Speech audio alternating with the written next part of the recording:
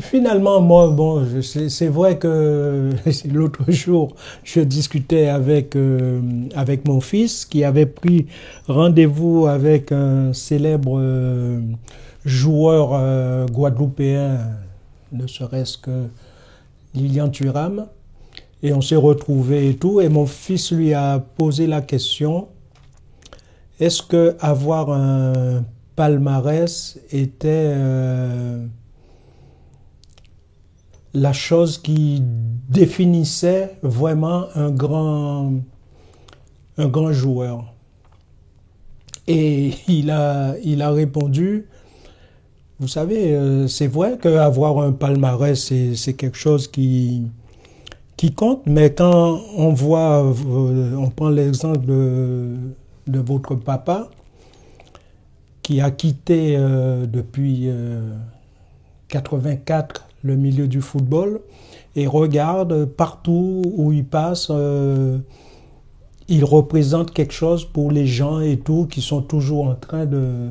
Il lui dit, ça c'est quelque chose d'extraordinaire, parce que pour moi, ton père a été celui qui nous a ouvert les portes.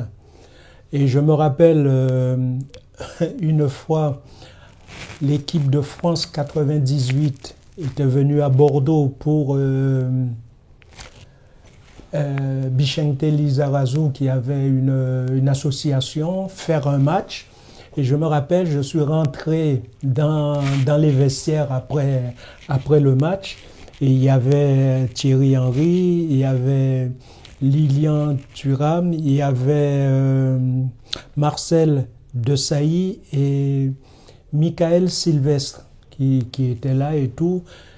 Et entendre d'une seule voix tous me dire merci, parce que c'est grâce à toi qu'on est là, tu nous as ouvert les portes, et si on est là, c'est vraiment grâce à toi. Toutes nos félicitations et tout. Bien sûr, rentré à la maison, j'ai dit, mais les garçons, ils sont champions du monde et tout. Moi, j'ai gagné une Coupe de France et j'ai participé lors de ma dernière saison de footballeur avec Bordeaux à décrocher un titre. Moi, j'avais fait que la première partie du championnat. Et comme un fait exprès, je me souviendrai toujours, nous sommes partis en décembre 83, janvier 84, faire une tournée aux Antilles. On avait passé une semaine en Martinique et une semaine en Guadeloupe.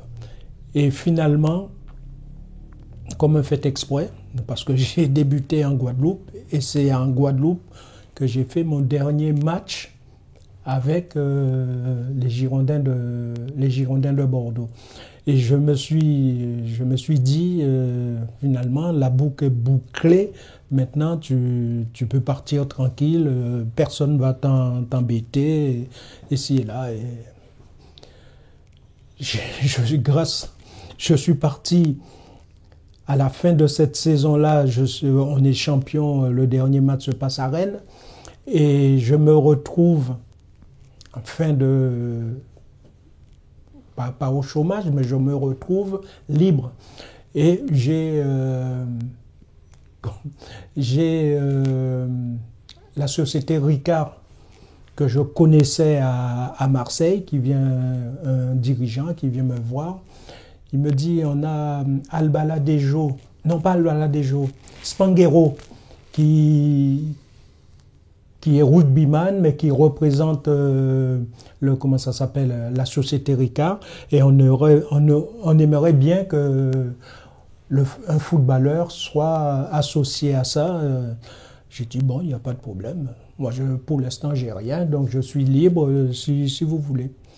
Mais après 3 mois à la société Ricard, j'ai croisé le président Claude Bèze qui me dit, alors, comment ça va chez Ricard et tout se passe bien?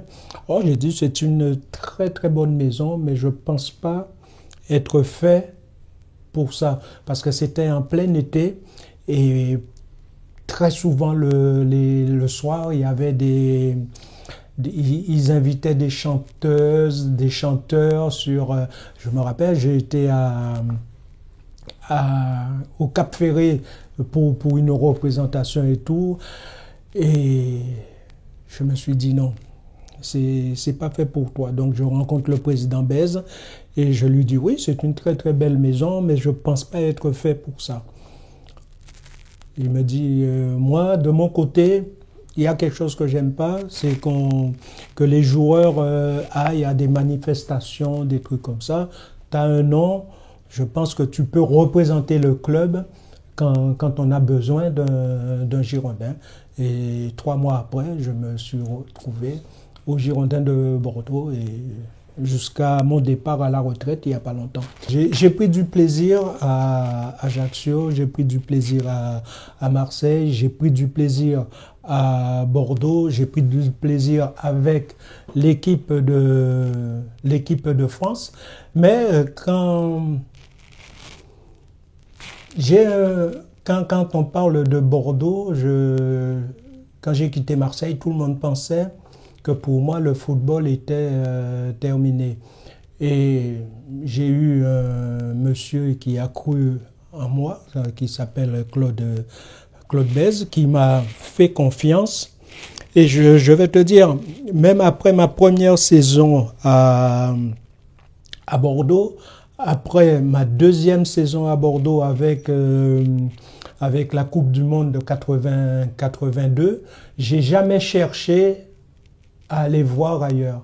J'étais bien ici, j'avais un président qui m'avait fait confiance, je ne vois pas pourquoi j'allais repartir, même malgré après la Coupe du Monde, j'ai eu des possibilités d'aller voir ailleurs, mais pour moi ça ne m'intéressait pas parce que j'étais bien à Bordeaux.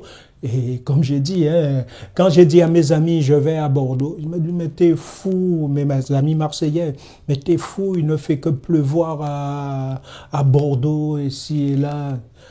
Je leur dis, ne vous en faites pas, je ne pars que pour un an. Et nous sommes en 2025, et je suis arrivé à Bordeaux en 80, et je suis toujours là. C'est que la région est extraordinaire. Tu veux aller faire un tour à la neige, c'est à 2 heures d'Étier, la mer n'est pas loin. Et contrairement à tout ce qu'on disait, il ne pleut pas autant qu'autre part. Mais vous savez, que je ne dis pas de bêtises, guadeloupéen. Et en Guadeloupe, quand j'étais gosse, on faisait des tournois de foot, soit sur la plage, soit sur le terrain. Et il n'y avait jamais le nom d'une équipe française. Tu avais Santos, Botafogo, Fluminense, Flamengo. T'avais que les... Parce qu'on a toujours été bercé par ce football brésilien. Et quand on me dit quel est ton meilleur but en équipe de France,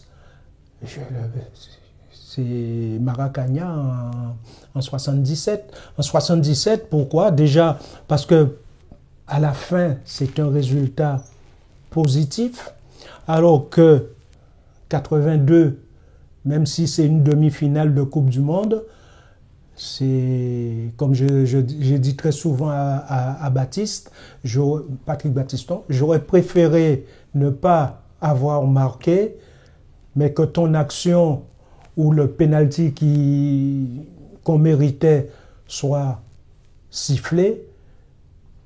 Comme ça, on faisait au moins, parce que moi j'avais 32 ans à cette époque-là, on faisait au moins une finale de Coupe du Monde.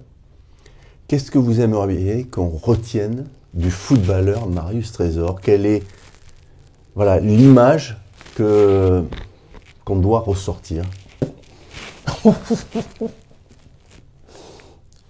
Un garçon toujours souriant, qui prend les choses comme elles viennent. C'est bon, eh ben, c'est bon. C'est pas bon, eh ben, on fera en sorte que ce soit meilleur demain. Moi, j'ai jamais... C'est ce que je disais aussi à mon fils. Quand j'ai quitté la Guadeloupe en 69, on m'aurait dit que j'allais jouer ou que j'allais connaître tous les grands moments que j'ai vécus, que ce soit à Ajaccio, à Marseille, à Bordeaux et avec l'équipe de France, j'aurais dit, mais ils se foutent de ma gueule de dire que ça va se passer comme ça. Je ne me voyais pas. Quand j'ai quitté la Guadeloupe, je me suis dit, tu vas faire ton service militaire, donc tu pourras apprendre un métier et t'en sortir. Parce qu'avant de partir, avant de quitter la Guadeloupe, je devais suivre un stage pour être moniteur d'éducation physique. Et je me disais, bon, si tu retournes en Guadeloupe, automatiquement, tu ne vas pas pouvoir faire le stage que tu devais faire avant ton départ. Donc, avec l'armée, tu pourras sûrement apprendre un métier et voir. Et finalement, ça a été beaucoup plus vite que je ne le pensais, parce que j'arrive le 16 septembre 69 à Ajaccio, et fin octobre, début novembre, pardon, je faisais mon premier match titulaire avec Ajaccio. Et au bout de 5 mois, je suis devenu titulaire à part entière. Donc moi, tout éveillé, j'ai vécu un rêve, parce que j'aurais jamais pensé faire ce que j'ai fait et rencontrer tous les grands personnages que j'ai côtoyés. Moi, quand j'ai quitté la Guadeloupe pour Ajaccio, j'étais parti pour être avant-centre. J'étais parti pour être avant-centre, et quand je suis arrivé, je me rappellerai toujours, je devais avoir 16-17 ans. J'ai une famille de footballeurs, parce que tous, ils ont joué à la Juventus de Sainte-Anne, et il y avait Rodrigue Rugard, il y avait Christian Rugard, il y avait José Rugard, et il y avait un quatrième, c'était le deuxième fils. Tous les 4, ils ont joué défenseur à la Juventus de Sainte-Anne. Et le plus grand, Rodrigue, il était parti en France, et il revenait en vacances. Et avec son jeune frère, c'est avec José, sur le terrain de Sainte-Anne, juste à côté de chez moi, il lui apprenait à tacler. Et moi, j'étais là, au bord du terrain, à jouer avec mes amis, mais de temps en temps, je regardais et je voyais les gestes qu'il lui expliquait qu'il fallait faire pour être... Et il y avait un... J'oublie son nom, qui jouait à Monaco avec Arteleza, Caïbel, qui était le roi du tacle et tout. Donc quand je suis arrivé ici, je regardais et tout. J'ai dit finalement, mais comme j'étais venu pour jouer avant-centre, je ne faisais pas tellement attention. Mais quand mon entraîneur, Alberto Muro, m'a dit, je pense qu'après un entraînement qu'on avait fait, il y avait un match de l'équipe première d'Ajaccio à Reims, et l'axe central était revenu blessé. Et tous les mercredis, je crois, il y avait un match comment dirais-je encore, entre les possibles et les probables, comme on dit. Et il vient nous voir, il nous dit, bon, parmi les jeunes là, est-ce qu'il y en a un qui veut jouer défenseur? Personne ne lève la main, moi je lève la main. Et à la fin de l'entraînement, il m'a dit, eh à partir d'aujourd'hui, tu t'entraîneras à ce poste-là. Et un mois après, un mois et demi après, il me lançait dans le grand bain. Donc, ça a été beaucoup plus vite. Mais ce que les gens doivent savoir, c'est que j'ai joué 2 saisons avec la Juventus de Sainte-Anne, avec l'équipe première. La première saison, j'ai fait la moitié de la saison défenseur. J'ai débuté défenseur. Et on a eu, à la trêve, comme on dit, on a eu des joueurs, surtout des attaquants, qui sont partis travailler en Martinique. Donc l'entraîneur qui était là, il me dit, Marius, non, c'est même pas Marius, c'était Lolo. Lolo, tu vas jouer, je vais te faire jouer attaquant. Ah bon, moi pour tout ce qui comptait, c'est de jouer. J'ai dit, bon d'accord, pas de problème. Le premier match, c'était Juventus. On gagne 3-0 et je marque les 3 buts. Et en faisant que la deuxième moitié du championnat, je termine parmi les meilleurs buteurs. L'année après, je fais toute la saison attaquant et je termine, on est champion de la Guadeloupe et je suis toujours parmi les meilleurs buteurs. Et c'est un Antillais qui travaillait à la Ligue professionnelle de football, qui recevait le journal antillais, France Antilles, et qui, n'ayant pas grand-chose à faire, faisait des photocopies, il paraît, les envoyait au club, et le club qui était intéressé faisait venir le joueur avec comme garantie un billet aller-retour. Voilà.